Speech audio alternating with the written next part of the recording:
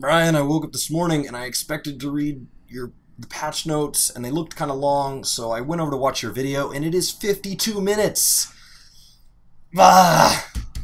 So I thought I would try making one for the people a little more like me that just want to skim through it, know what the bare minimum I have to know is, where do I need to go, who do I need to talk to, what can I expect to change, and then if you get confused, I can always ask that knowledgeable friend that's always on, which is Brian for me.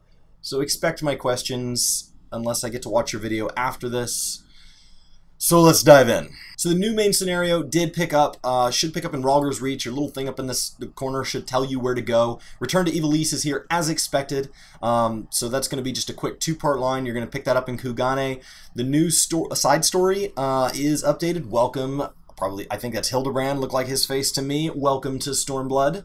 And the new Beast Tribe is at Tamazu in the Ruby Sea, so go ahead and get started on that. I know many of you were missing your Final Fantasy chores.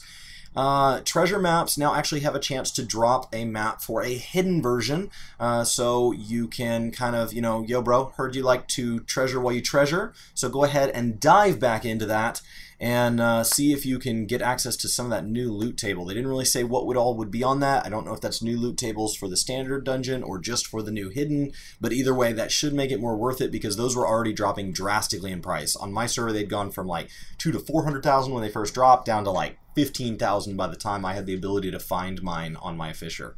I guess that's my fault for being slow. Tradecraft leaves did get increased in their XP from 50 to 58, and honestly, a ton got added to the level 70 trades. New gathering points, custom deliveries are now available in Rogger's Reach, for those of you that liked that last time around. So I think they're really trying to encourage all those, people who dropped out at level 50, never made it to level 60, and now they're back for Stormblood. Let's go ahead and push you through that content. Let's get you into that 60 to 70s range and get you caught up, because we do want you to level up all the classes. Go nuts. Housing is open. So honestly, it's 10:40 in the morning by the time I am recording this, and I have a feeling that I'm probably too slow. Looks like prices are going to vary from 1.5 to 50 million. Apartments are available for 500K, and there is a ton of changes to housing. So if you are into housing, please go read the notes or watch Brian's 52-minute long video. So there's plenty to go over there. If housing's not your thing, I'm just going to skip on to the next thing. Squadrons can now be in instances. So you do have to have rank 2, so if you haven't started your squadrons yet, they've been around a little while. I think I have a video up on how to get started. But you should go do that, and you should try out instances and see what that's all about. I'm looking forward to giving it a shot. And for those of you that wanted to get back into collecting MGP, there are new prizes available. There's new triple triad cards. Your challenge log actually has new stuff in it. There's new sightseeing logs. So for those of you that like to go down the rabbit hole and discover all the other parts of the game is getting a lot bigger. This video is still going to be long. I think I can beat 52 minutes, but it is a lot to go over. There's new emotes, new hairstyles, and some battle system changes. I'm just going to go over these really quick. If you feel they really affect you, feel free to go see exactly what they changed. Warrior got a little tougher and got a quality of life change to the hotbars. Dragoon got more damage pretty much across the board. Ninja got an adjustment to Doton. It looked like they kind of took something away and added something back. I'm not a ninja, so I'll trust you guys on that. Machinist got a buff to hypercharge from 5% to 6% with Rooks and Bishop. Summoner got some buffs, but mostly through the form of recast times being lessened and MP being adjusted, as well as gaining an enhanced ruin to trait from level 62. Scholar looks to be basically the same, except they gained an ability sustain. Magic range classes got some of their abilities, got recast times reduced as well, and expect a lot of UI changes here. You're going to start to see more little status symbol updates. A lot of it is in party play. Some of it's on your own. A ton of UI settings got adjusted and added. So if there is something in the UI that you have been wishing has changed, or if there is something you loved and you now feel like it looks different, it probably does. So go into settings, check that out, get a feel for it. It's just them listening to feedback. So hopefully there is good news waiting for you. I wish you luck on that. The new dungeons are here. Drowned City of Scala is our new level 70 dungeon. Is going to be added to the Expert Roulette, which is awesome. I hate when they like create a new roulette and then just drop the old stuff out, and so then the roulettes become really limited on the number of dungeons, and we end up doing the same ones over and over and over.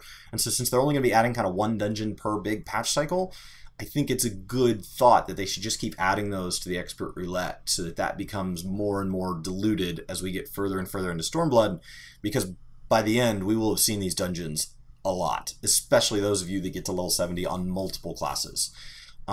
We also got the new trial, Minstrels of Ballad, Shenru's Domain. So that'll be nice to try out. The new Alliance raid, Royal City of Robastray, something like that, is here. That will take over as our weekly lockout from Omega.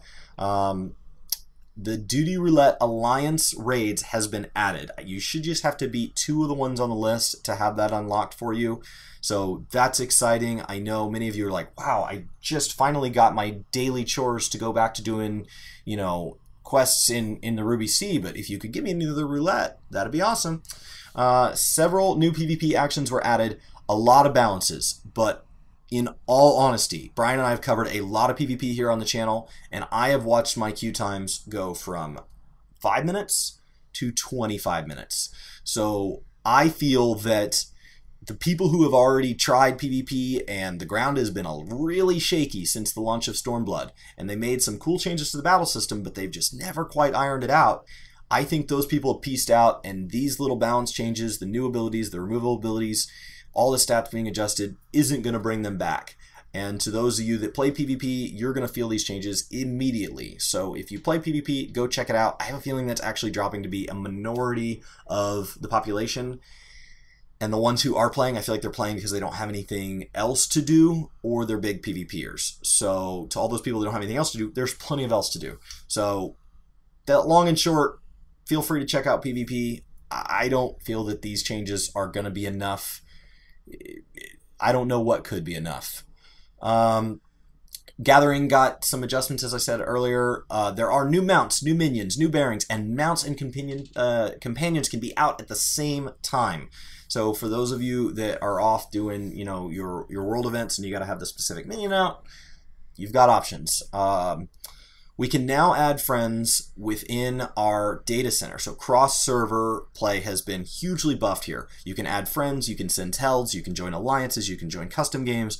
So hopefully we're starting to feel more and more like server clusters are acting as a server, and that we're all just playing on an individual instance when we're out gathering in the world. I rarely see another player anyway, unless I'm going for something like Ixion.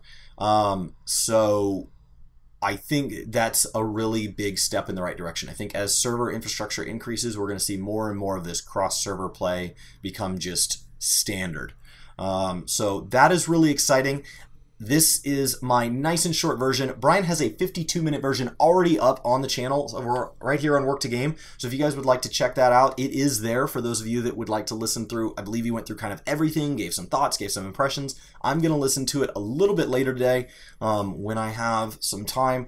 This is just for people that don't have time to skim through the pages and pages. So with that, thank you guys so much for the time you did give me. Have a fantastic day. I'll see you next time.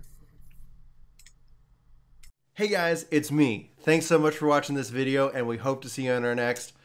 Is there anywhere you think they could see us in the meantime? Well, right now you probably can catch us out on Twitch. We usually stream quite a lot. So the link is in the description below for our Twitch page.